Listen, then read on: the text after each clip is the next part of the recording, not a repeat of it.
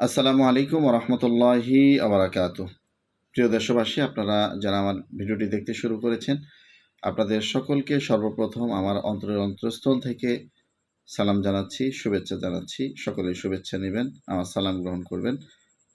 তো আজকের এই ভিডিওটা আমার যে সমস্ত রাজনৈতিক দলের ভাইয়েরা আছেন, হোক চরমোনাই, হোক জামাত ইসলাম, হোক বিএনপি এবং খেলাফত মজলিসের যে সমস্ত ভাইয়েরা আমার ভিডিওটি দেখছেন, সকলেই একটু খেয়াল করে আমার কথাগুলো শুনবেন। সর্বপ্রথম একটা কথা না বললেই না, অনেকে আমাদের ভিতর থেকে, অনেক আলেম হোক বা যেই হোক না কেন, একটা প্রশ্ন করে যে বিএনপি কি করেছে এই 15টি বছরে, বিএনপির কি ভূমিকা ছিল। আমি সর্বপ্রথম সকলকে উদ্দেশ্য করে সেই প্রশ্নের জবাবটি দিতে চাই। দেখেন, এই 15 বছরে বিএনপির নেতাকর্মীদের নামে প্রায় 4 লক্ষ মামলা হয়েছে। বিএনপির নেতাকর্মীরাও কিন্তু বাড়িঘরে ঘুমাইতে পারে নাই। এরকম বহুত নেতা আমার পরিচিত আছে। আমি ঢাকা শহরে যখন ছিলাম, আমি বিএনপির অনেক নেতাকে দেখেছি, তারা ঠিকমতো বাড়িতে ঘুমাইতে পারে নাই, পরিবারকে সময় দিতে পারে নাই, ঠিকমতো নিজেদের ব্যবসা বাণিজ্য করতে পারেন নাই, এমনকি নিজেদের বাড়িঘরগুলা পর্যন্ত আওয়ামী লীগের এই ফ্যাসিবাদের দোসররা তারা দখল করে নিয়ে গেছে। এরকম দেখেছি। তো আসলে এই 15 বছরে বিএনপির ভূমিকা ছিল এবং আছে, সেটা অস্বীকার করার কোনো সুযোগ নেই। জামাত ইসলামের ভাইদের কথা বলি। জামাতের ব্যাপারে অনেকে বলে থাকেন যে জামাত ইসলাম, তাদেরকে তো সরকার রাজপথেই নামতে দেয় নাই। এই কথাটার উত্তর না দিলেই না। দেখেন, জামাত ইসলাম এমন একটি সুসংগঠিত সংগঠন, জামাতের উপরে এত বেশি নির্যাতন করা হয়েছে, এত বেশি নির্যাতন করা হয়েছে, যেটা অন্য কেউ হলে হয়তো বা বন্যার পানির মতো ভেসে যেত। কিন্তু জামাত ইসলাম এই অত্যাচার নিপীড়নের শিকার হওয়ার পরেও তারা কিন্তু কৌশলে তারা বিভিন্ন জায়গায় মিছিল মিটিং নামে বেনামে করেছে, সরকারের বিরোধিতা করেছে, সরকারের বিপক্ষে কথা বলেছে। ইসলামী আন্দোলন চরমনাইয়ের ব্যাপারে দেখেন, অনেকে বলে থাকেন যে চরমনাই আওয়ামী লীগের দালাল। নাউজুবিল্লাহ। আমি এটা পরিষ্কারভাবে বলতে চাই, যারা এই ধরনের মিথ্যা অপবাদগুলো দিয়ে থাকেন, এখনও সময় আছে, তওবা করেন। মিথ্যা অপবাদ দেওয়ার কারণে, মানুষের নামে মিথ্যা তহমত দিলে, এটা কিন্তু গীবত থেকেও মারাত্মক। অর্থাৎ কোনো ব্যক্তি যখন কোনো ব্যক্তির নামে গীবত করে, সেজন্য তার মরা ভাইয়ের গোস্ত খায়, নাউজুবিল্লাহ মিন যালিক। অর্থাৎ এই যে আরেকজনের উপরে যে আপনি মিথ্যা অপবাদ দিলেন, এটা কিন্তু আরও মারাত্মক গুনাহ ভাই। এই জন্য যারা এই ধরনের কথা বলেছেন, আপনারা তওবা করুন, অন্যথায় আল্লাহর কসম আপনারা কিন্তু আল্লাহর দরবারে ধরা খেয়ে যাবেন। চরমনাই কখনোই আওয়ামী লীগের দালাল ছিল না, আওয়ামী লীগের দালালি কখনোই করে নাই। বরঞ্চ অন্যান্য দলের নেতাকর্মীরা তারা কিন্তু একবার, বিশেষ করে জামাতের ভাইয়েরা, তারা একবার আওয়ামী লীগের সাথে ছিল, একবার জামাতের বিএনপির সাথে ছিল, একবার না কয়েকবারই ছিল। যাই হোক, তাদের সাথে ঐক্যজোট হয়ে তারা নির্বাচন করেছে, বরঞ্চ তাদের পক্ষপাতিত্ব করেছে। কিন্তু ইসলামী আন্দোলন চরমনাইয়ের দল এই পর্যন্ত সরকারের দালালি করেছে, একটা প্রমাণও কিন্তু আজও পর্যন্ত কেউ দিতে পারে নাই, কেউ দিতে পারে নাই। তারপরে খেলাফত মজলিস, আল্লামা মামুনুল হক সাহেব, তিনি যেই দলের হাল ধরে আছেন, খেলাফত মজলিসের সেই দলটি, এই খেলাফত মজলিসের সাথে কারা জড়িত? বিশেষ করে হেফাজতে ইসলামের যে সমস্ত নেতাকর্মীরা, ওলামায়ে কেরামরা আছেন, যেহেতু হেফাজতে ইসলাম এটা একটা অরাজনৈতিক সংগঠন, তাদেরই কিন্তু একটা রাজনৈতিক পরিচয় আছে, যেহেতু ওইটা অরাজনৈতিক সংগঠন। কিন্তু হেফাজতের নেতাকর্মীরা, তারা কিন্তু বসে নেই, তারাও কিন্তু কোনো না কোনো দলের সাথে সম্পৃক্ত। হেফাজতে ইসলামের অধিকাংশ ওলামায়ে কেরাম তারা খেলাফত মজলিসের সাথে যুক্ত, এবং আমাদের ইসলামী আন্দোলনের সাথে অনেকে যুক্ত আছেন।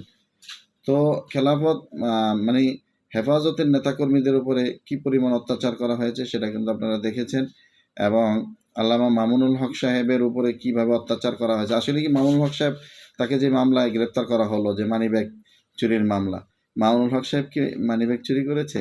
মামুনুল হক সাহেব শুধু আজকে না, স্বাধীনতার আগ থেকে মামুনুল হক সাহেবরা জমিদার। তারা স্বাধীনতার আগ থেকে তারা জমিদার। মামুনুল হক সাহেব ইচ্ছা করলে তার বাবার যে সম্পত্তি আছে সেই সম্পত্তি ভোগ করে হলেও সে প্রত্যেকটা প্রোগ্রামে সে হেলিকপ্টারে যাতায়াত করতে পারে, তারপরেও তার টাকা পয়সা শেষ হবে না, এত বেশি টাকা পয়সা আছে। সেই মামুনুল হক সাহেব মানিব্যাগ চুরি করতে গেছে? না। তার স্ত্রীকে রিসোর্টে নিয়ে গেছে, সেই মামলা তো তাকে গ্রেপ্তার করে নাই। যাই হোক, সেটা বিতর্কিত ঘটনা, ঠিক আছে। সে তার স্ত্রীকে নিয়ে গেছে, সেখানেও তাকে অপমানিত করা হয়েছে, লাঞ্ছিত করা হয়েছে। উদ্দেশ্য কি? উদ্দেশ্য, তারও কিন্তু একটা রাজনৈতিক দল আছে, একটা রাজনৈতিক পরিচয় আছে।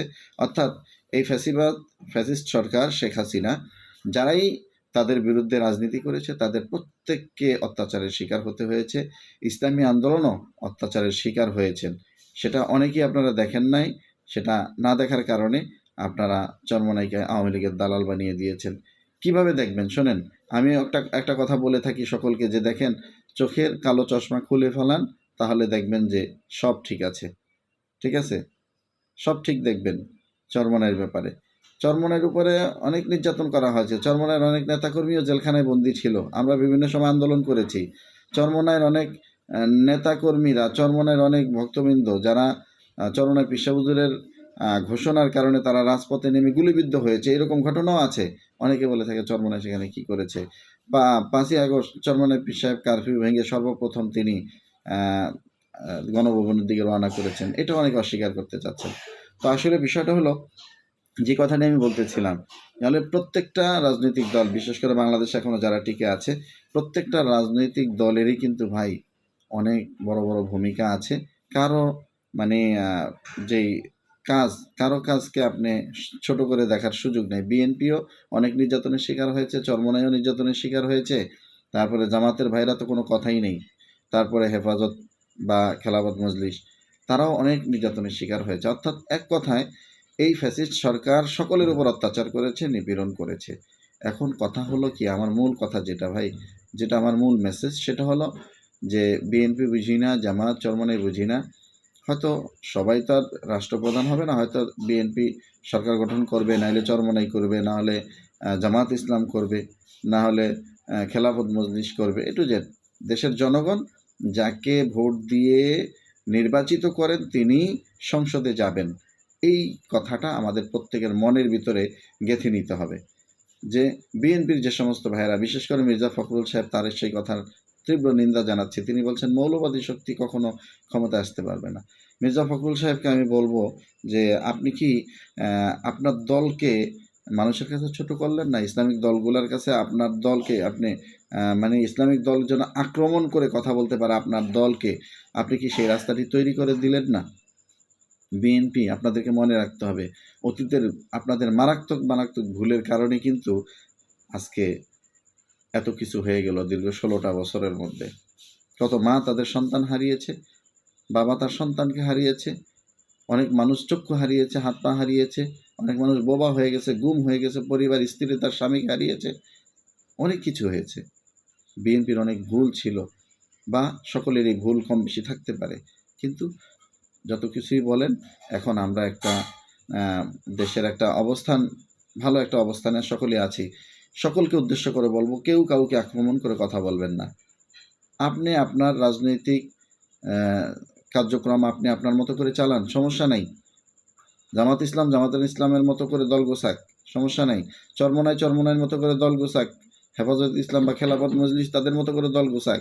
গোছানোর পরে যারা জনগণকে বুঝিয়ে জনগণের ভোট নিতে পারবে তারাই হবে যোগ্য ব্যক্তি, এবং তারাই যেহেতু যোগ্য ব্যক্তি হবে, আর যোগ্য ব্যক্তিরাই সংসদে যাওয়ার সেই অথরিটি রাখে। এই জন্য কেউ কাউকে আক্রমণ করে আমরা কথা না বলি, হিংসাত্মকভাবে কেউ কাউকে আক্রমণ করে কথা না বলি ভাই।